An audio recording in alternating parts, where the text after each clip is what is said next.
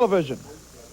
While you put my lights out, better say I'm back and I'm standing. And you and I are going to face each other. What you got around your waist, I want real bad. And I think it's a disgrace for this country to have a Russian as a United States heavyweight champion. Now, it took 3 of you to get the job done on Ronnie Garvin. Obviously, you're scared of something. Well, I'm going to tell you, you're going to have to prove to me that you are a superior athlete like you say. The only thing superior about you is I find out that you go to sleep a little quicker than anybody else when I hit you with a right hand. Well, I'm going to tell you something. I'm going to walk that aisle, step in that ring, and I'm coming after you to get what you got around your waist. And you're going to have to prove to me that you're a man. Bring in the World Tag Team Champions, the Rock and Roll Express, defending the titles against Ivan Koloff and Crusher Khrushchev. Yeah, talking about the Russians. They want something that belongs to us. I'm talking about the NWA World Tag Team title. You see, Russians, we went round and round before, and it ain't going to be no different right here in the 80s. So right there in Cincinnati, guys, come on down. The people stick behind the Rock and Roll Express. We're going to put your shoulders down for the 1, 2, 3 count, Tony. That's right, Tony. The Cincinnati Gardens, baby. We're going to be there. I'm talking about USA style against the Russians, in which before we defeated the Russians for these belts twice. Right here in Cincinnati, brother. It's your time. You're up for the grabs for these belts. And we're going to be there at 110% because, baby, we're talking about rocking in the USA. Woo! Nature Boy Ric Flair defends the NWA World Heavyweight title against... Well, what do you think, Andrew? We were on the #1 broadcast out of Long Island in New York. The Monty and the Pharaoh Show, baby. Brother, daddy, daddy, brother. You know it. This is Gangrel, and you're fanging and banging to Long Island's #1 pro wrestling podcast, Monty and the Pharaoh.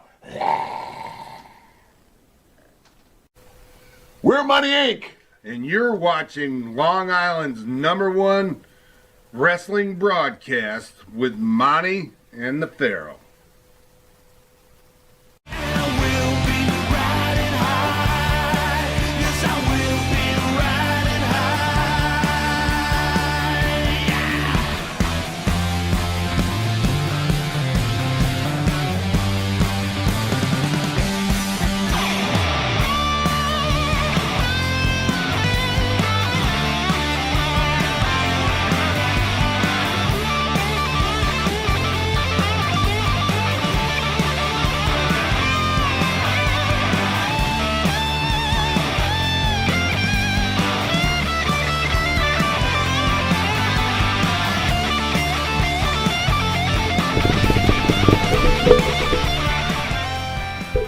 All right, welcome back to Long Island's #1 pro wrestling broadcast, Monty and the Pharaoh, only seen here out of Indie Music TV in Ronkonkoma, Long Island. Show number 2 on a Sunday. Matt, great job on show number 1 with Ronnie Garvin. Thank you. It was a blast. Did you learn anything, youngster, about wrestling with the older icon Ronnie Garvin?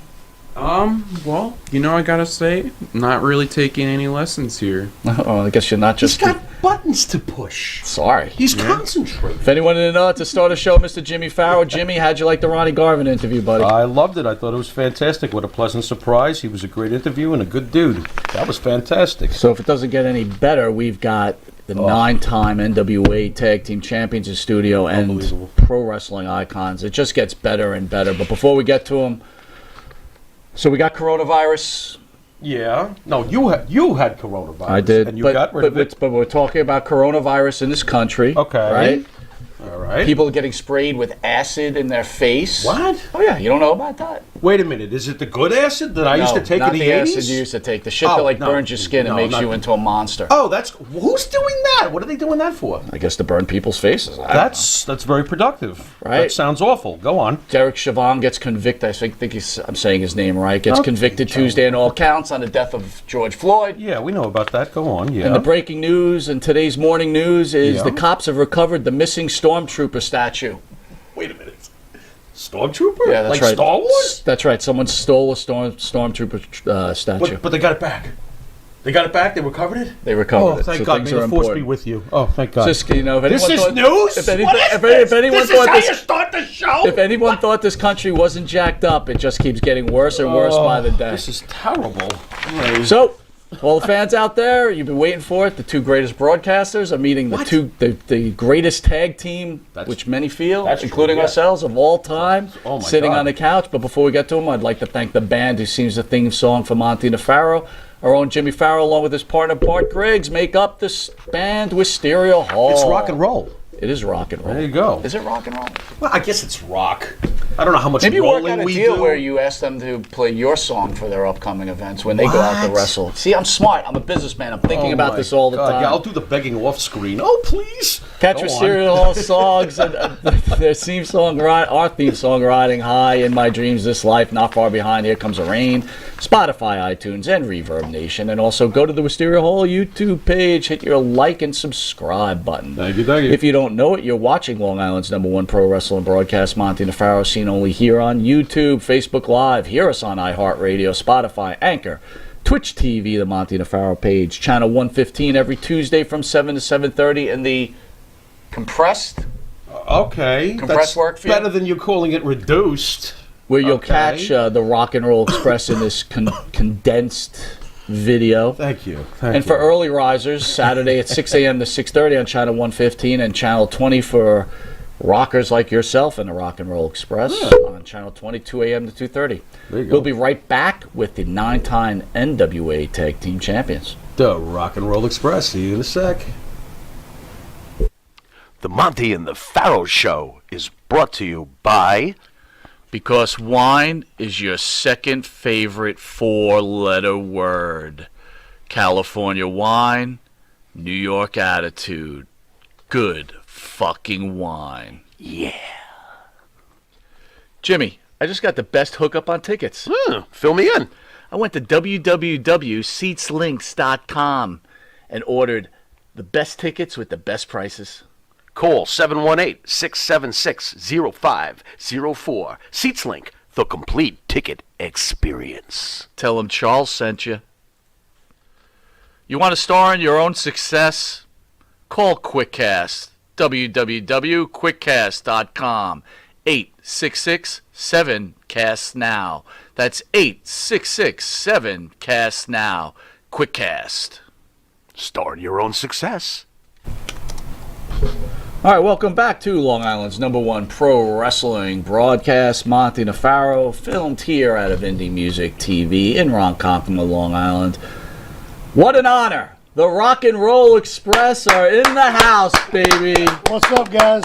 So glad that you guys can make it. What an honor.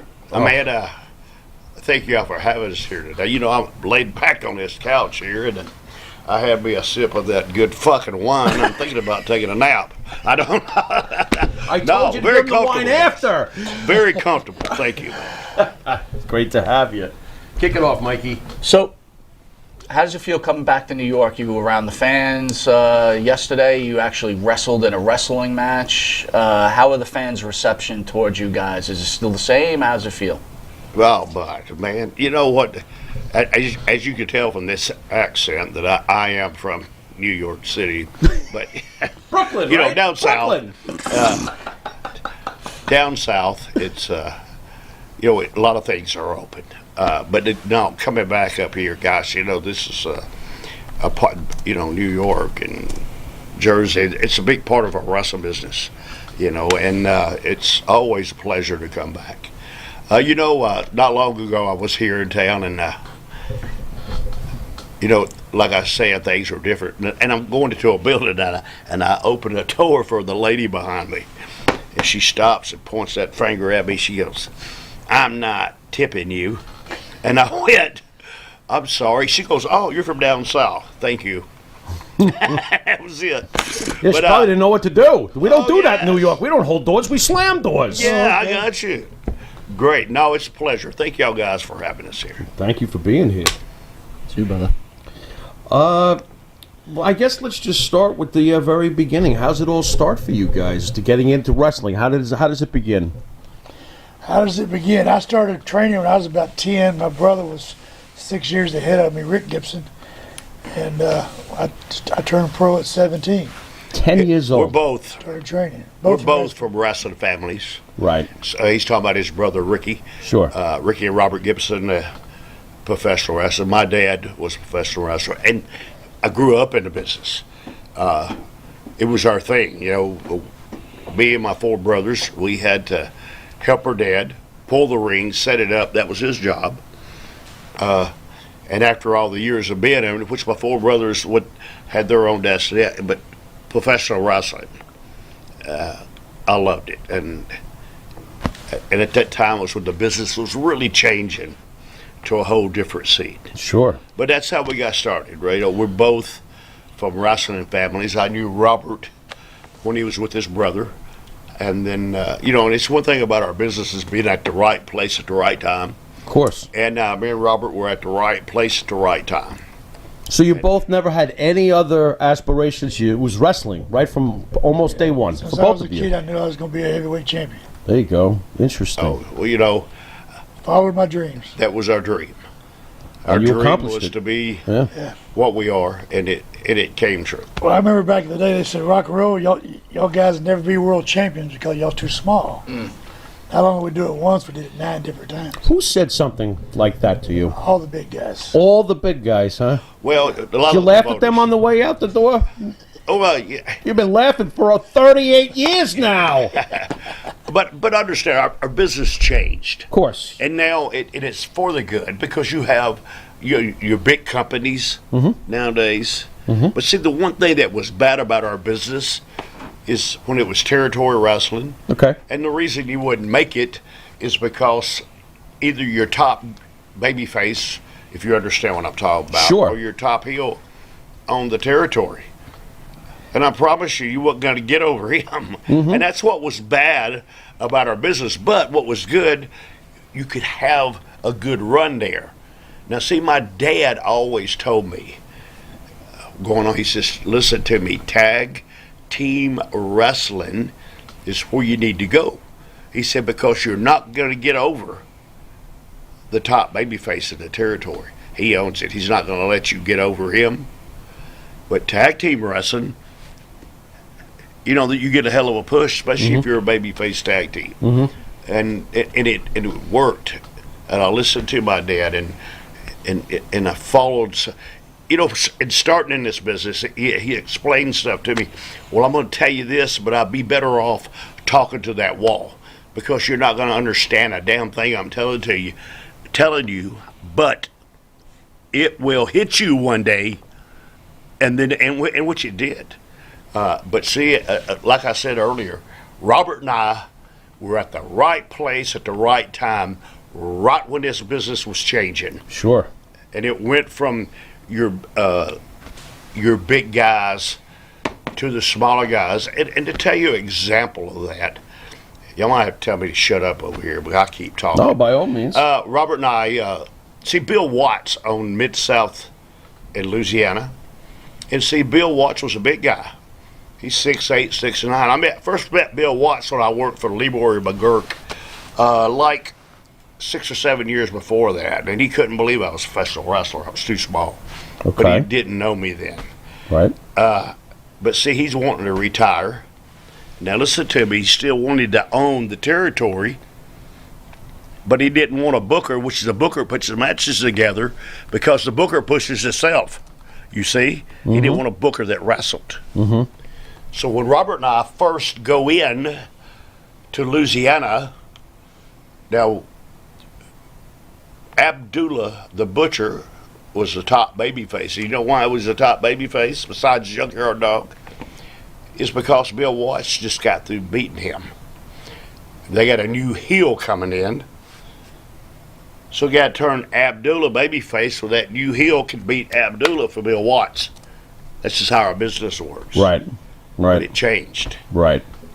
They brought Robert and I in. They shot videos of us, the ones out of Memphis and sent there. And overnight, it's just overnight because it caught the attention of the wrestling world. We went to a territory where we had to go to the bigger arenas. I mean, I'm talking the first 2 weeks in there. You guys got a crash course, huh? And I'm just telling people the truth about our wrestling business.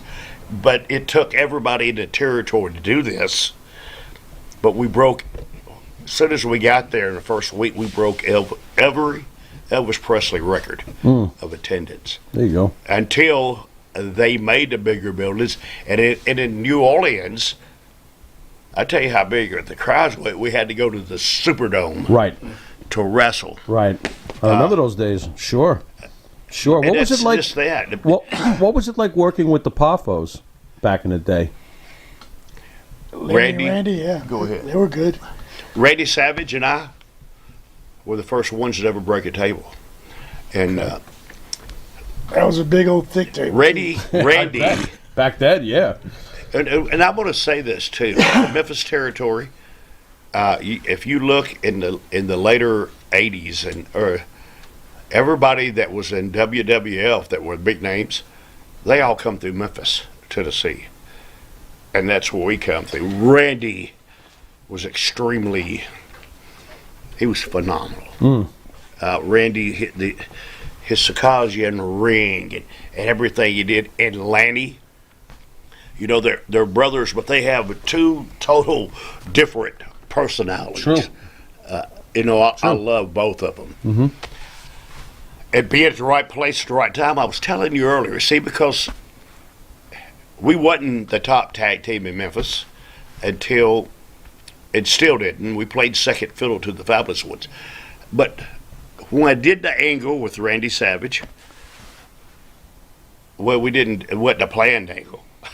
He power drived me through the table and it broke, and I sewed it. Do you know the language of our wrestling about settling it? Sure. Okay, buddy, I sewed it. And Randy was telling me, get up. I says, no, I'm not getting up. Man, we just went through a table. We broke this. And I laid there. Now, that's not something you can practice, and this was an accident. How did you not break your neck? Oh, my God. This sounds well, really... I got you. It just happened. Okay. And you went with it. I wasn't hurt. And you went with it. Okay. So we're going to get into a lot of things here in a second. And to tell you about our business is to watch that, and it happened, and I sewed it. So, wow, you know, here's Jerry Jarrett, and the Booker, and hell, he brought us back with that. And all the towns... Gosh, man. What did he say? Can you do it again? That thing you did? Can you do it again? You know, that accident? Y'all can demonstrate it on Robert if you like to. Maybe got a table right here. Yeah, go to the table. But, you know, I have a really important question. It's kind of towards Robert. You know, Lanny's been in the studio a couple of times, and Lanny's known to have a big penis. Oh, my God. Was your penis bigger than Lanny's? I don't know. I've never seen his. What's that now? Come on! What kind of... What did you ask him? He asked him if he's got a larger member than Lanny. Who has a bigger penis? I have this question asked me all the time. Right. Okay. Ricky Morton, what's the difference between you and Robert?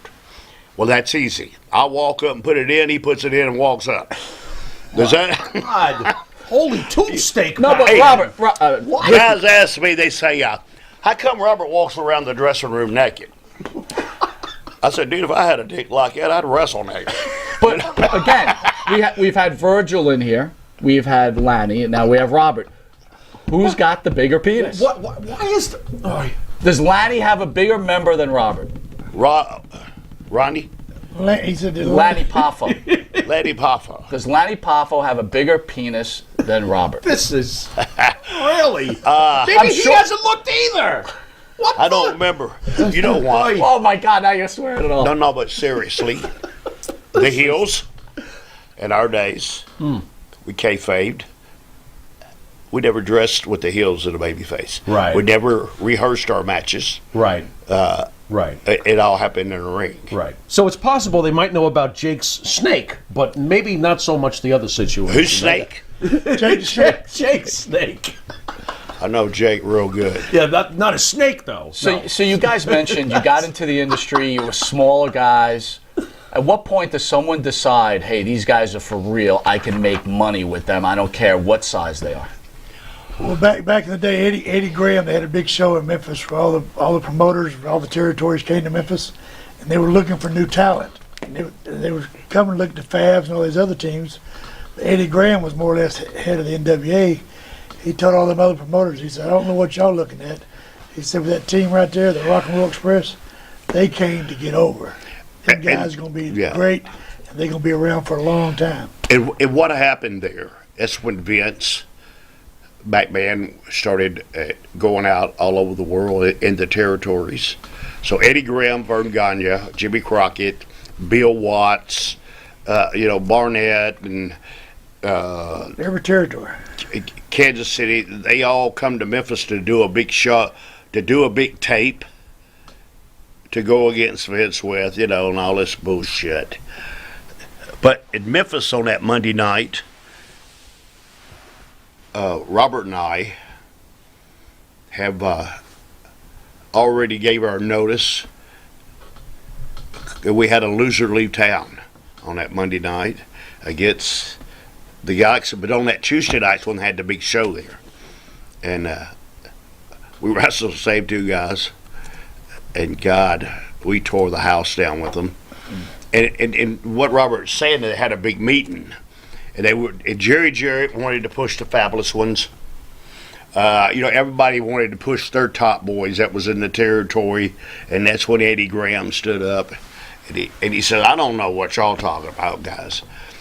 He said, "But I watched the matches." He said, "That one kid right there sewed for 20 minutes and never buried his partner. He gave his partner a hot tag. The whole roof come off the building." He says, "I don't know what y'all thinking, but them two boys right there are money." And we was going to Bill Watts' territory. Mm-hmm. And Bill Watts was glad about it. I bet he was. And that's what we did. I bet he was. It's hard to be in a territory when you're playing second fiddle to another tag team. Right. We live in a cutthroat business. Absolutely. Really hard. But it just worked out so good. I got to ask you guys, Hulk Hogan always gets a lot of heat behind the scenes for being protective of his own image and not putting other people over and all this stuff. But it sounds to me like Dusty Rhodes was much worse when it came to selling to himself and protecting himself and not putting other people over. In my opinion, that takes money out of those people's pockets. So who's worse, Hulk Hogan, who gets all the hate, or Dusty Rhodes, who's beloved and seems to sound like a real... sorry, Dusty, he's not with us anymore, but I wonder. Listen to me, bud. Sure, fire away. To me, Dusty Rhodes was the greatest mind ever in this business, and I'm telling you. Okay. Now, when you're a booker, you have things that you want to do in your head. And then you look around at your talent, and you're thinking, who can do this exactly the way he wanted it? Mm-hmm. Now, what was good about us, and Dusty told me this several times, when Dusty explained something to us, we didn't have to say, huh. Do what? Mm-hmm. Understanding the angle, and that's what makes a good work. See, a good worker in our business can work with anybody. You see what I'm saying? Yes. And is to tell that story the way he's got it in his mind, and that's what sells out. And don't get me wrong, Dusty, yeah, he pushed himself, but that son of a bitch was over, buddy. Of course. And it's not about that. When you're a booker or a territory, if you don't bring the territory up where it makes money, mm-hmm. well, you're going to lose your damn job. Right. And then you're going to lose your reputation for being a booker. Dusty was good. Sure. And don't get me wrong. Sure. Dusty had his things, but Dusty had a reason to do that. Don't get me wrong. I didn't go eat at Dusty's house supper every night. Mm-hmm. You understand me? Yes. But I knew business. Right. When he was in Florida, yeah, he pushed himself because he knew what he wanted, and I guarantee you the shows sold out every week. Sure. So if I wanted to make this guy right here do this, I promise you, he's not going to do it the way that you're thinking, that knows how to sell that building out. It's going to be half full. Mm-hmm. Do you see what I'm saying? Yeah, sure. Go ahead. So I was going to ask you. So you mentioned Rhodes as being a great, great booker. How does he compare to Bill Watts? I never worked for Bill Watts when he's a booker. Bill Superstar Dundee was the booker when Robert and I went there. Mm-hmm. But you did work for Watts as a myself promoter. to Bill Watts. Yeah, Bill Watts Watts was a good booker, but Bill Watts pushed himself too. Mm-hmm. And he worked with big guys. Mm-hmm. So let me tell this to you now. When Robert and I went to Mid-South with Bill Dundee, the booker, now Bill Watts owned the territory 10 years before that. If you ever read his book, he made more money in that 1 year than he did the whole 10 years that he owned Louisiana. Hmm. Does that answer your question? There you go. Okay. There you go. I'm not here to listen. I'm one of the boys. I love everybody. Sure. I'm not here to knock you, but I'm here to tell the truth. You was talking something about Hulk Hogan a while ago. You know, Hulk Hogan was the greatest worker in the world, and Hulk Hogan didn't do this because you were in a position. But he was, Hulk was smart. Dude, one thing that he did, and this is what the guys out there today don't understand. When you're big like Hogan and you're the top baby face in the world, when he stepped in a ring with his opponents, he made them look like they could kill him. Yep. And then he beat them at the end. Right. Then that's what got Hulk Hogan over. See, Hulk Hogan did something that I did. He sewed. Sure. And then nowadays in our business, watch TV. You don't. I don't think they even have a baby face or heel no more, do they? I don't think they have that it's no a more. big gray area. Yeah. Okay. Yep. Now, the guys today, if you're It's off, choreographed today. today, if you're off, and I'm here on TV, and I might as well plug it. I have a School of Morton. It comes live on YouTube every Sunday at 5:05. Go to School of Morton on YouTube and watch it. My TV show is based off old school. I get the heat on my heels, and I have my baby faces, you know, and what get a chance to watch it. Sure. It really blind, and I do so good at it. It's because I don't say old school and new school. I'm just saying the right damn way. And that's what we do. We done it the right damn way. And it is the right damn way. And it works. The greatest. Robert, you talk too much. The old way still works. Hey, Robert talks too much. Yeah. Rob, take it easy over there, will you? Okay. The greatest, in my opinion, the greatest, and Mike and I used to debate back in the day. We were raised on the magazine days before the internet. We were able to stay in touch with what was going on with the Rock and Roll Express back in those days, before the internet with the pro wrestling magazines. And I've always felt this way. The greatest tag team rivalry in the history of this business, in my opinion, was, and I didn't even get to say it because we didn't have TV for it half the time. The Rock and Roll Express versus the Midnight Express. Wow, what a rivalry. But I got to ask you while I have you here, what was your favorite version of the Midnight Express to work with? Since there was more than, you know. Well, yeah, well, they're all good. Dennis and Bobby were great. Bobby and Dennis. Then you got Stan and Bobby. Did you have a preference? Was there more magic or chemistry with a certain combination of the Midnight Express? I'd say Dennis was the general of the Midnight, and Bobby was a. But Bobby was great. But seeing what made our angle last so long, okay. That guy with the racket, that guy with the tennis racket didn't hurt yes, either. but with Jimmy Cornette, and I'm going to say this. I'm going to say this, and I don't care what people think. I mean, you have everything, but Robert and I, at that time, were the best true baby face team there was. Now, it's a lot of saying, not tag team, but the best baby face tag team. Mm-hmm. The Midnight Express was the best heel team in the world because of the great workers. But when Robert and I did our angle with Dennis, and did like Robert said, Dennis was a general. He controlled everything. Matter of fact, he taught us all how to work, really. I mean, we knew how to work, but how to draw that money to put it in there. Condry. Yes. Nice. But he made everything right because telling him his stories to get it right, and that's where Bobby Eaton run. Bobby Eaton become one of the best workers in the business. But he learned a lot from Dennis. But you see, after you have a long feud like that, and then Dennis leaves, and here you go, you bring Stan Lane in. Now, Stan Lane, I was saying this at that time, you know, he was a good-looking man that knew how to play that part, that every guy out there that he was better than you. See what it did? It re-sparked the thing with the Rock and Roll Express and the Midnight Express. It re-sparked everything. So now here we are. We're ready for another home run. And I promise you, we will go down in here. I think we will. We'll go down in history as the best rival ever in professional wrestling because you guys wasn't there and you didn't know. When you went into the arenas and you seen this, and when the Midnight Express come out, this crowd, man, they be throwing shit. Boom, they're fighting way to the ring. I watched Jimmy Cornette. This is the truth. I watched him get his ass whooped so many times that he learned how to fight. Right. Because you don't like to fight. Finally, he had enough of that. Sure. Oh yes. Sure. Shit, he'd knock. Did he get good at fighting? Yes. Way to go, I didn't Cornette. know he was a manager. He was out there. But Nice.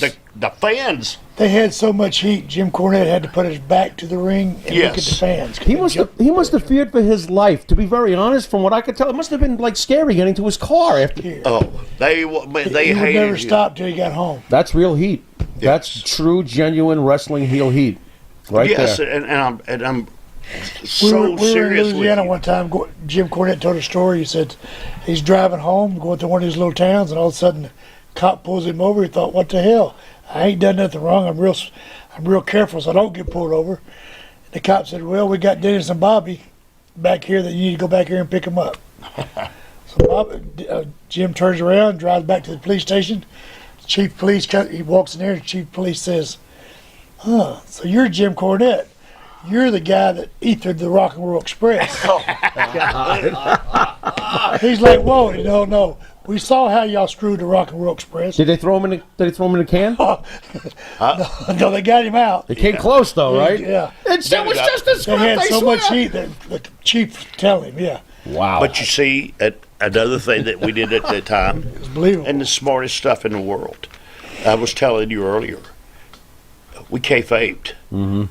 We really did. Yeah, it wasn't because, if you got caught talking to him or got caught around, you got fired. Right. You fired. Right on Right. the spot. I don't give a shit who you are. Right.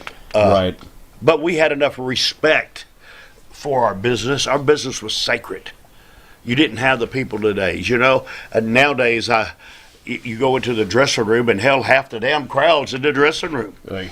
And guys, this is good. We get back to. I'm going to jump back to that Liam you asked me about a while ago.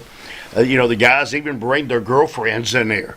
In the dressing room, I asked them, I said, "Well, you got your girlfriend in the dress. This is the man's dressing room." Well, they say something under their voice. And I tell Robert, I said, "Robert, get dressed." Yeah. Brother, take his pants off. There you go. Shit. There you Look go. here. They get them girlfriends out of there real quick. Yeah. Yeah. That's great. Mine's like that, too. There you go. Oh, yeah. How about if I can get your thoughts on, because I do believe he's incredibly underrated, and I feel like history is almost like he's going under the radar as the years go by. How underrated was Bobby Eaton? I thought Bobby Eaton was fantastic. Do you feel he's underrated a little bit over the years? Like he doesn't get enough love? Because I feel like he doesn't. This is my opinion, of course, but thoughts on Bobby Eaton? From the real boys, he gets a lot of love. I bet he does. Bobby, and then I want you to stop and think about this. How many stories have you heard about Bobby Eaton? Okay. Mm-hmm. Have you ever heard any of the boys say something bad about him? Not yet. We've been doing this quite a while. Not a word. Nobody has. Yeah, not a word. Bobby is, I love Bobby Eaton. Bobby Eaton. It was a pleasure working with him. Him and Jerry Lawler, I thought, Bobby being in the tag teams, and Jerry could tell some of the greatest stories in a match there ever was. And it's not the big things. It's the little things that Bobby did in a match that caught your attention because nobody else does stuff like that. And all, Bobby was the greatest. But I don't know if it's because Cornette's got so much heat with the offices that they have to. I don't know. I love Jimmy Cornette too. I don't care what he says of him. There's nothing he can say to make me not love him. I don't care. He has his podcast and he blisters people's asses. He goes wild. Yes, he does. But He hates us, by the way. He Just does. throw that right in there. Does he really? Blocked us. He blocked us. Hi, Did he Jim. really? How you doing there, buddy? Jim's not a fan. What? Hi, Jim. Hey. well, I don't know. You're ruining wrestling. But, Who's ruining wrestling? but Me? But if Hi, no- Jim. Yeah, if nothing else, but they did put them in the Pro Wrestling Hall of Fame. Robert and I are going into the Pro Wrestling Hall of Fame in October. One in Wichita Falls, Texas. It's a great honor. Thank you guys. But if nothing else, WWE, they don't got to put Cornette, but they need to bring the Midnight Express on stage. Sure. And they really need to have somebody there to tell them the greatest heel team that ever performed. You're not going to get an argument from me. No this is what we're for trying me. to do here, right? We're trying What's that? We're trying to educate the newer fans on icons like yourself that have made this business, and sometimes it just gets lost in translation. Okay, and I'm glad you said that, fella, because I've been watching wrestling, and I've been watching where they're going, and and you see where Vince just let go 20 more people. And I'm sorry for the guys that they're. But I think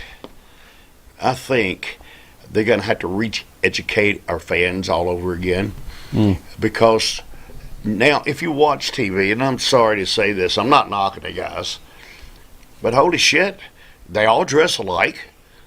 They all got the ripped bodies, which that's cool. I mean, because you are professional wrestlers and you look good, but you still got to have your other ones. You still got to have the guys with the gimmicks, and you still got to learn how to get heat to make this pay-per-view next week something to watch. And the damn first thing they need to do is don't let the people know what the finishes are. God damn, they already know everything before they go there. Or how about make it a little more realistic? Huh? How about make it more realistic? Yeah, bring back some realism. Okay. I want to feel like I'm watching a fight with a then purpose. Thank you for saying that. Please. In my time, when I was in my prime, and I took pride in this, okay? My deal was to give Robert a hot tag. He could do the best comeback in the world. You understand me? Yeah, you'd get annihilated. But listen to me. If I can make the guy on the front row really believe what's happened to me is happening. Now I'm talking about, if you shoot me out of a fucking cannon, I'm not going to kick out on one. Do you understand what I'm saying? Today's fan doesn't, but I do. See, now I'm thinking about him.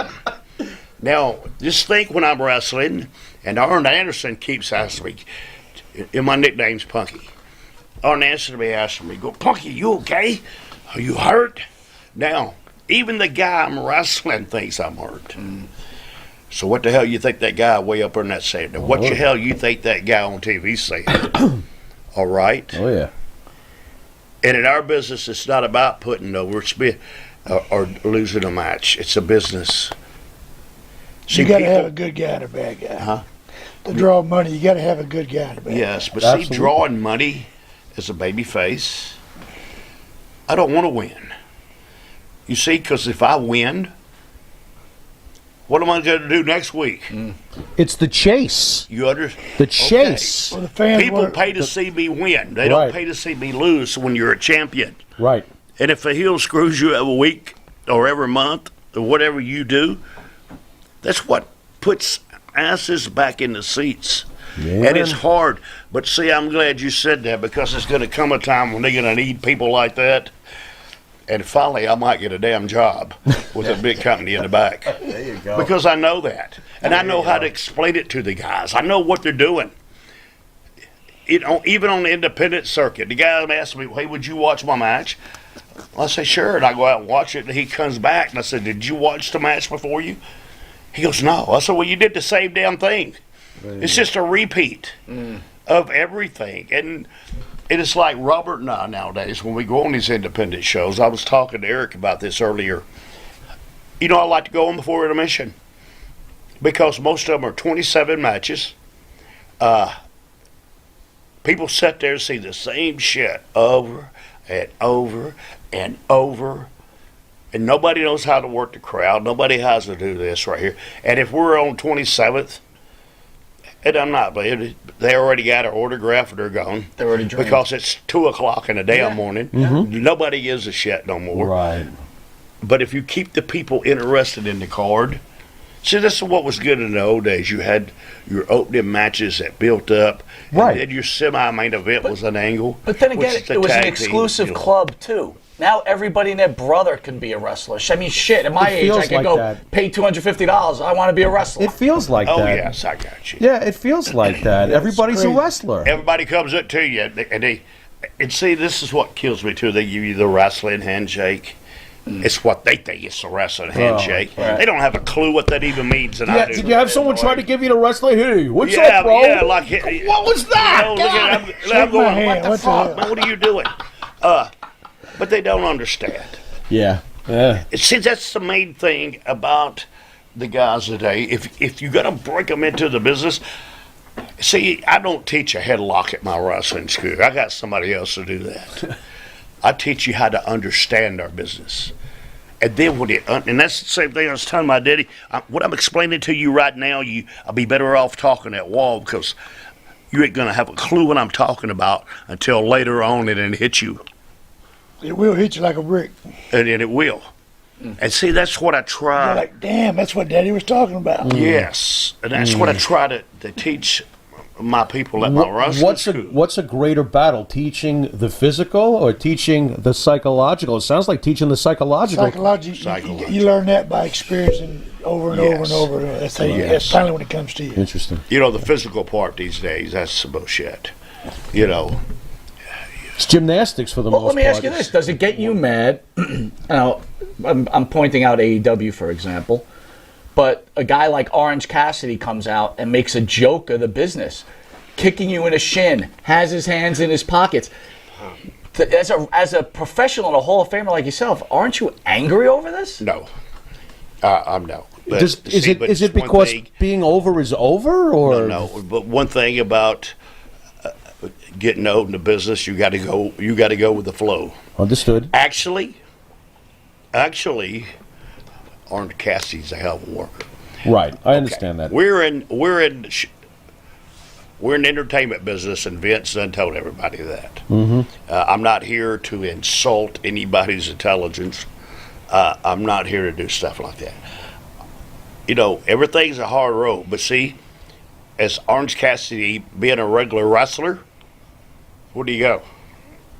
But when Orange Cassidy stuck his hands in his pockets, he went to the top, bro. Yeah, is that gimmick sustainable though? No, it's not. What's that? It's not a sustainable gimmick. You can't sustain that gimmick. Yeah, okay. Oh, and back then it wouldn't have worked. But I'm just saying. Your buddy Cornette absolutely loves Orange Cassidy. Boy, he kills him. If you had great workers this time, Jim Cornette. Because I understand, I love to work with him because I understand his gimmick. Sure, understood. But see, a lot of the guys he works don't understand his gimmick. Mm-hmm. Mm-hmm. That's the whole point of our business that I like to teach people. To me, we have, everybody, your opinion is like your ass. Everybody's got. Everybody's got one. And but it's good. I like it. Honestly, it's a very original thing he came up with. Obviously, Okay, who on earth is doing least, that? You got to give him that. At least he's different. Absolutely. And at least he don't look like everybody else. That's very true. And that's what I'm trying to make a point of. Right. But Mike thinks he was changing his towels at the swim club. That's what he thinks of when he looks at Orange Cassidy. He doesn't see any image when he looks at Orange Cassidy. He just looks like another guy, Somebody you could take, huh? Huh? Somebody you could take. Exactly. That's what he's getting at. You don't want the wrestler that you're looking at going, I could kick that guy's ass. I don't think that ever, by the way. I mean, seriously. He thinks that. Yeah. But I got to say this for him. It's a lot of balls diving out of that rope with no hands. Yeah. It's a lot of balls coming off that top rope. Go to Circus Olay then.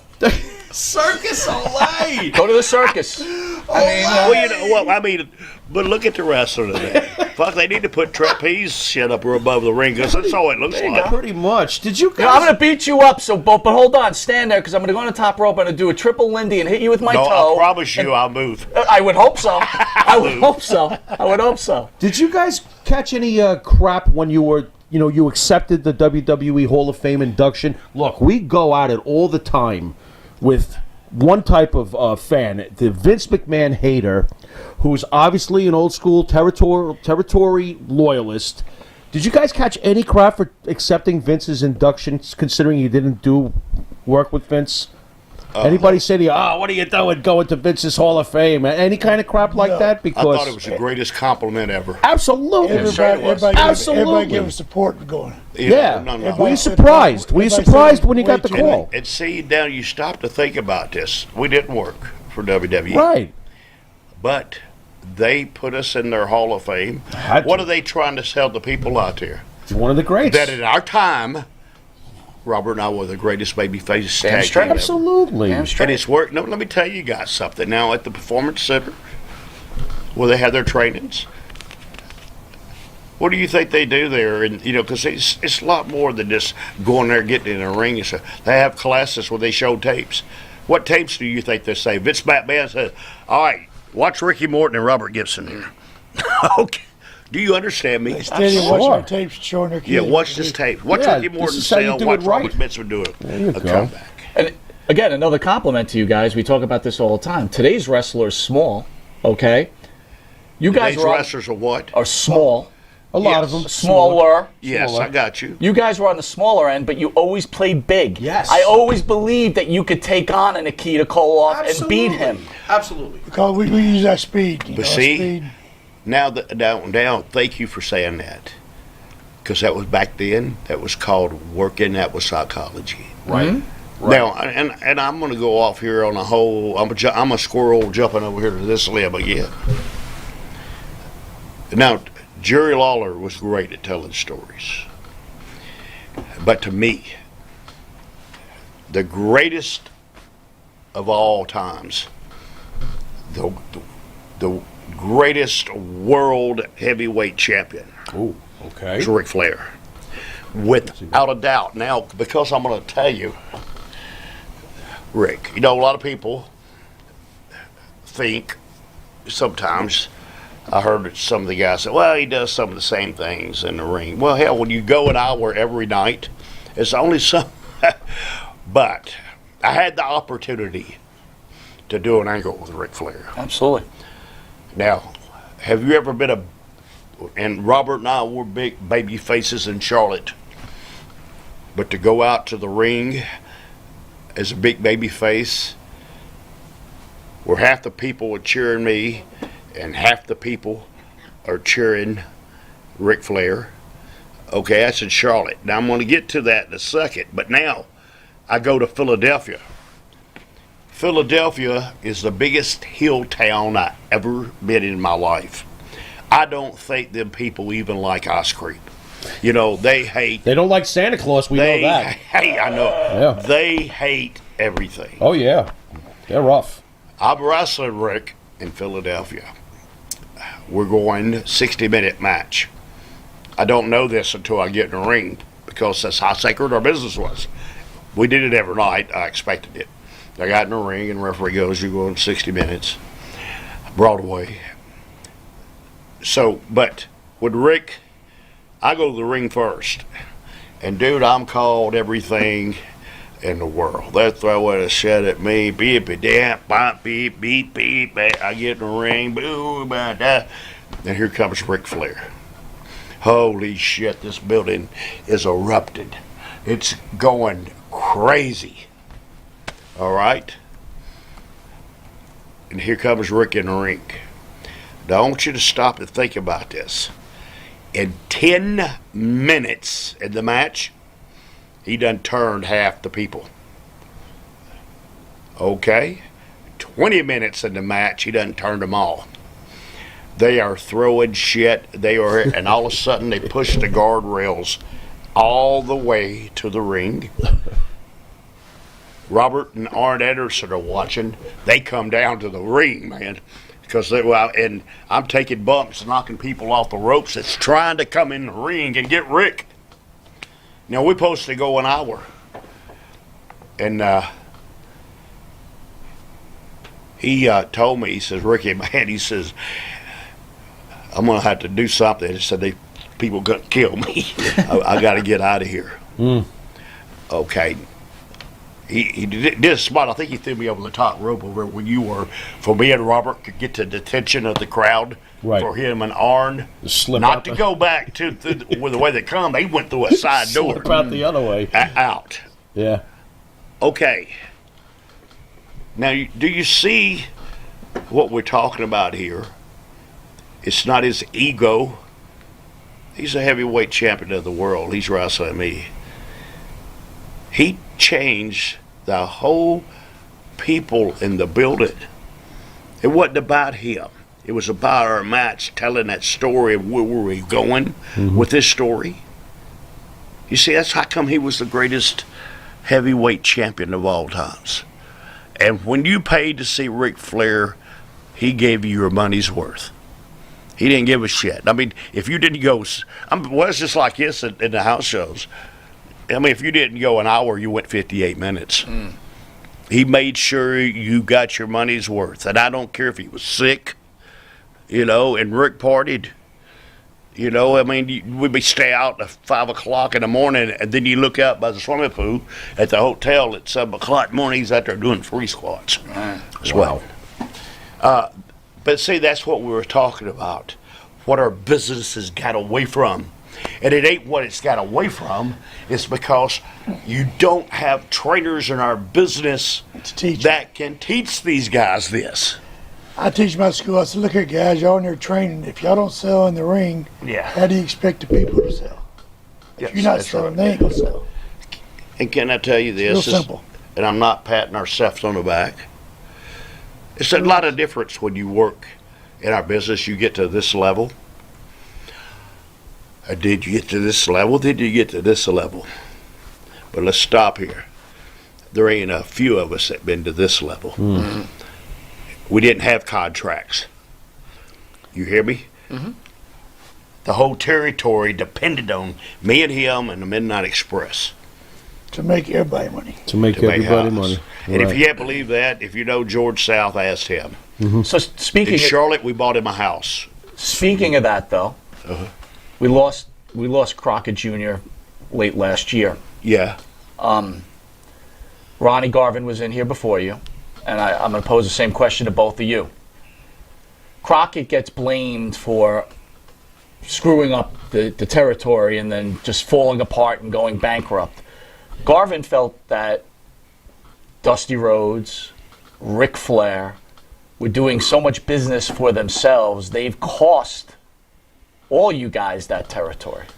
What is your feeling on that? Well, the worst thing they ever did, and I'm serious, the worst thing they did, because we're getting back to it, we didn't always get along with Dusty, and but it wasn't with Rick and them. They tried to pull the ego tricks on us, and we fought back. And the worst thing they ever did was fire me and Robert. When they fired me and Robert 3 months later, they went bankrupt. Well, let's back up a little bit. Before they fired us, Jim Crockett came down to Louisiana. He said, the only reason I'm down here is to watch y'all guys wrestle. That's before they brought us in the Ric territory. Flair said y'all was the greatest thing ever. And y'all popped Louisiana, drew more money here. Jim Crockett said, we'd like to have you in our territory, but our territory is not doing too good. He said, we'll bring you up here, we'll give y'all a chance for the world and titles. he told us he's fixing to go nationwide. Yeah, anyway, we go to Louisiana, they show our tapes. We get in the Carolinas, they play our tape 2 weeks before we get there, and we never saw a bad house. Everywhere we went was sold out. Everywhere we went. So we go to Raleigh. Our first night there, we do $48,000. And the biggest record before that was Blackjack Mulligan and Flair. They drew 27,000. Our first night was 48. Wow. Dusty called us in the office the next day. He said, guys, that's like Babe Ruth. That record will never be broken. We go back 2 weeks later, we do 56. And that's like crazy. Okay, then we go back again. Dusty We do puts us up- 70-something thousand. 70-something. Yeah. And then we start off So we went with the broke a different record things. of 27,000. to 72,000. But to Garvin's point, he said you guys are doing these house shows. Are you making this money? Meanwhile, all the money on the planes for Flair and Rhodes were being spent out the side door. Well, look, before that, though, they didn't even have no airplanes. They didn't get airplanes until we got there. Bill Watts never had an airplane until we went there and broke his story. He bought planes. Yes. We left Louisiana. What happened? Territory sold out. They let us go. They let us go in Crockett. 3 months later, he's out of business. You see, it's the part about when you got something going, and it was egos. It was egos there. Yeah, Dusty told us one time, he called us in, and guys, there's 2 things you don't do in this territory. What's that, Dusty? Y'all do not sell out the Charlotte Coliseum, and I'm not on the card. Yes. Wow. But Wow. But it was good though. See, I can tell you this: they had an A team and a B team. Okay. Oh, Dick Murdoch. Okay.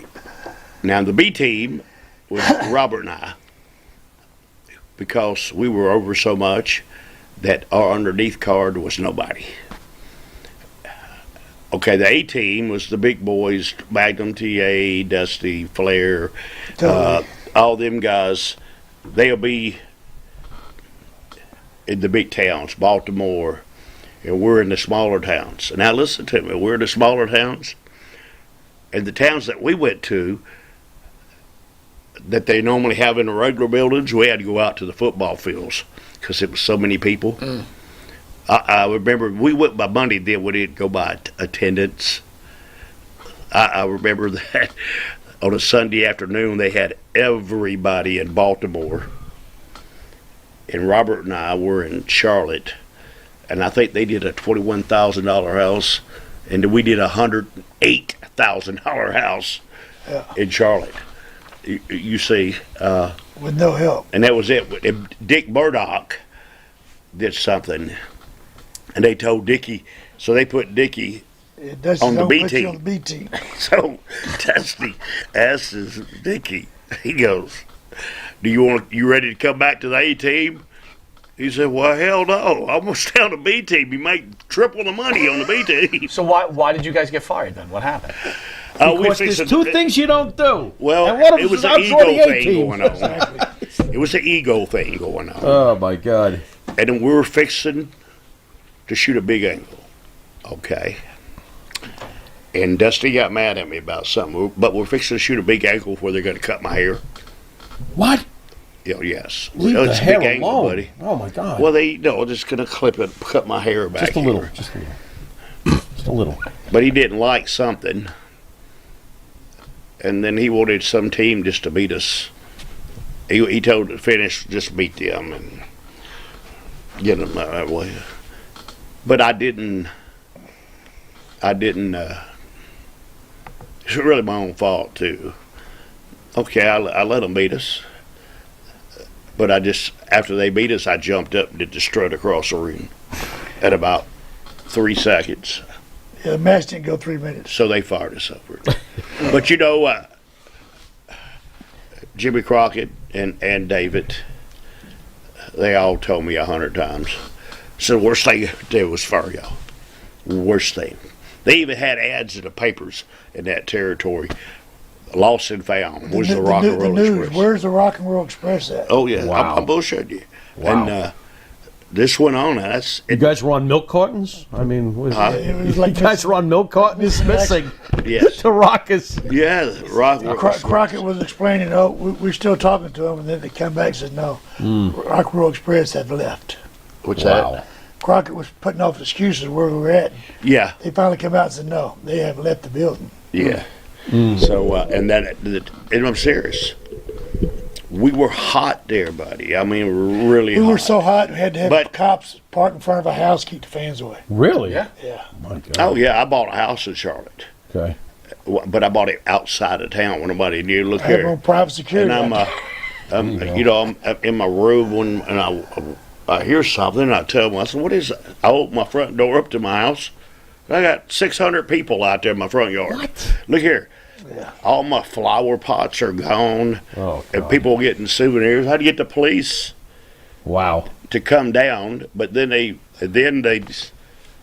I had a fence put around it, and then I had the cops come by my house 4 or 5 times a day. Unreal. Serious. No, no one was hotter than you guys. I told you I was in Louisiana. I came down. I think when I was there, I think Turner might have bought the organization, so the house shows were not what they were. Like I walked in there, it was kind of light, but I mean, you guys we were WWE guys, and we used to talk when we were like, when are they bringing these guys up? What's going on here? When are these guys coming to the territory? I never understood why we never saw you. But you look at WWE and things. See, they come to your town once a year, and they don't sell out. Now we rented the team every week and sold it out every week. Do you see what I'm saying? I know times have changed and there's so much more on TV and everything, but we had their attention. Back in the day, Memphis would do 10,000 people every Monday night. But again, you guys were superheroes. There's the difference. You were superheroes. You weren't Orange Cassidy. I don't mean to make this an Orange Cassidy thing. You are superheroes. All right, we got about 5 minutes left. All right, what do you got, buddy? You know, they say that imitation is the greatest form of flattery, so I always found it very interesting. You guys worked, in the AWA, of course, the Rockers. How did it feel to see the Rockers are you guys? I mean, when they started off, it was like, here's the, how did you feel about that? In Louisiana, Shawn Michaels used to ride in the back seat with us. He was just Shawn Michaels. I remember the first time we did a scaffold match in Louisiana. We were in St. Charles. Was it? Lake Charles. Lake Charles.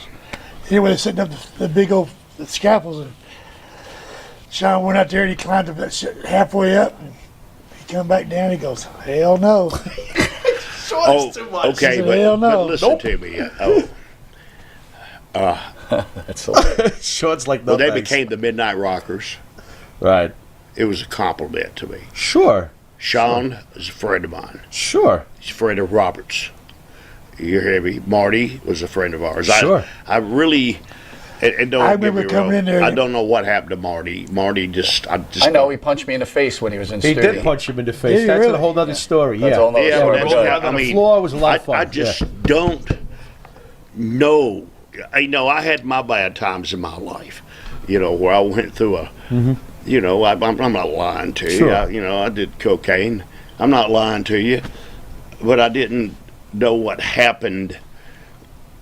I know that it was a great compliment to us. I love Marty. I know the boys used to say, "Hey, man, y'all better not be wearing them bandanas." Me and Rick walked in and, "Hey, I don't give a damn. Y'all can wear them. We don't bother us. Go ahead." Shawn, here, I said, "Man, that's cool, bro." Yeah, that's a compliment. But you know what?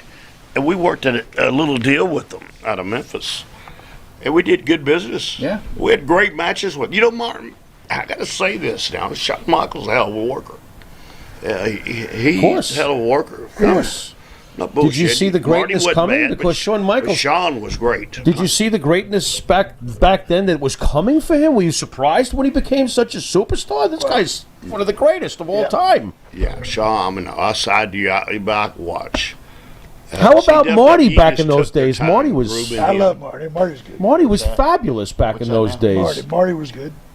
Yeah, Marty was great. Yeah. But I just don't know. He's a little out there, though. Yeah, I gotta get in my typical Freebird question. What was it like working with the Freebirds and Michael Hayes, Buddy Jack Roberts, and Terry Gordy? Me and Michael Hayes used to hitchhike to the TV station together, set the ring up. They grew up together. Really? You grew up with Michael Hayes? I gave Michael Hayes his first Did you guys job. have measuring contests and stuff like that? Because you're legendary. I'm assuming Michael Hayes has been around the block, I gave Michael Hayes his first job setting the ring up. Yes. Wow. Really? I was the head of the ring crew. Michael, Really? Yeah. Michael, for his time, he was one of the greatest talkers ever. I really believe Without a that. doubt. I felt like he could have been world champion. No, he we wasn't. debate about this all the time. I felt He was wasn't the world greatest worker. Right. Okay. But I'm not getting me wrong. He drew money. Okay.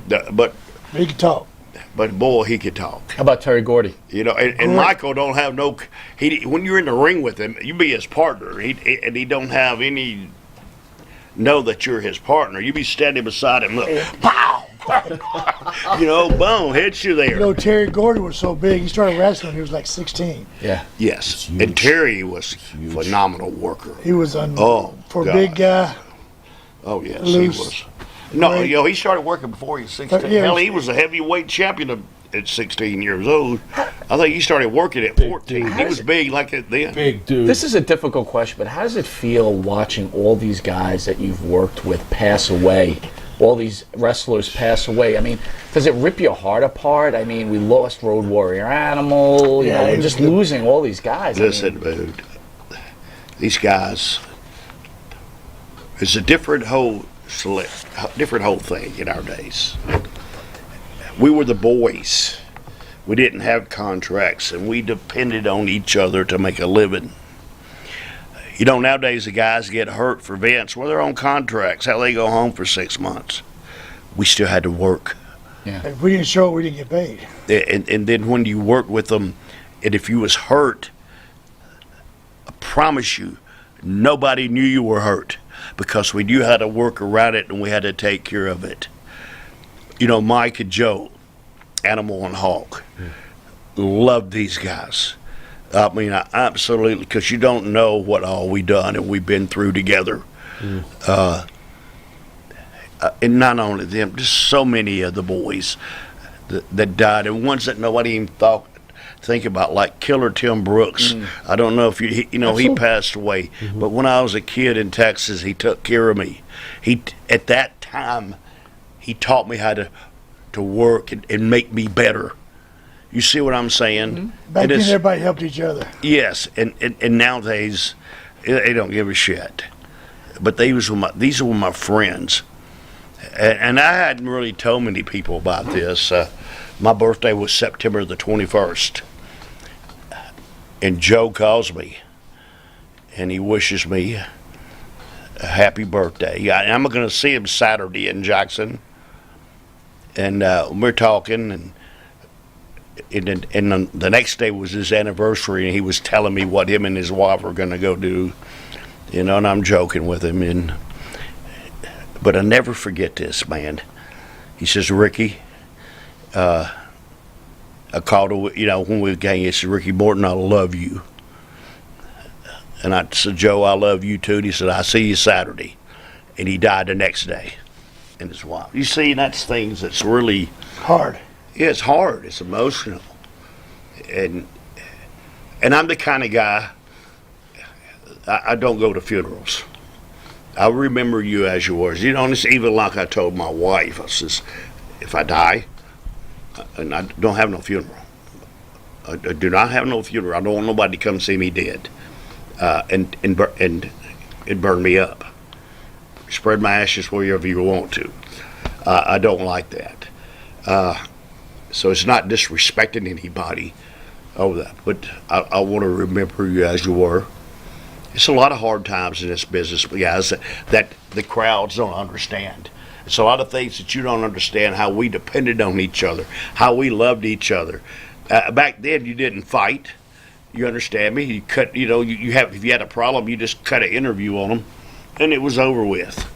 Nowadays, they want to beat you up and kill you, and hell, when they wrestle you in the ring, they beat you up and kill you. And guys get beat up in the ring, they don't know they got beat up because they're used to working so stiff and having no clue. I tell these boys today, hit me hard as you can. Why? It's because your working punch is killing me. Yeah, they have no clue of what they're doing in the business.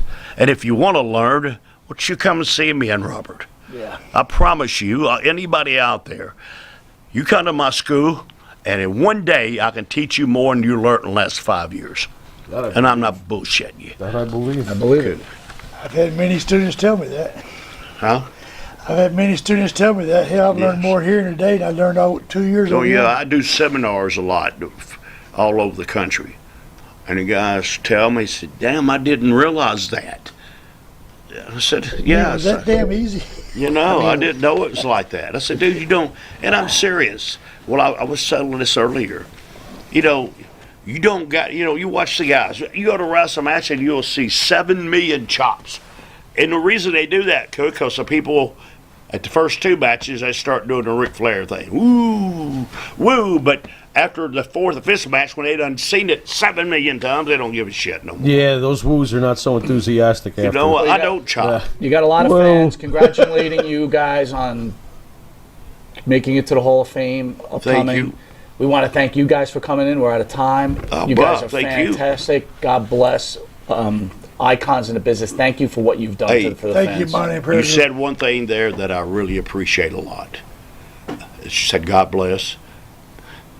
It no matter, I'm Ricky Morton, but I'm a firm believer that Jesus Christ died on the cross for my sins.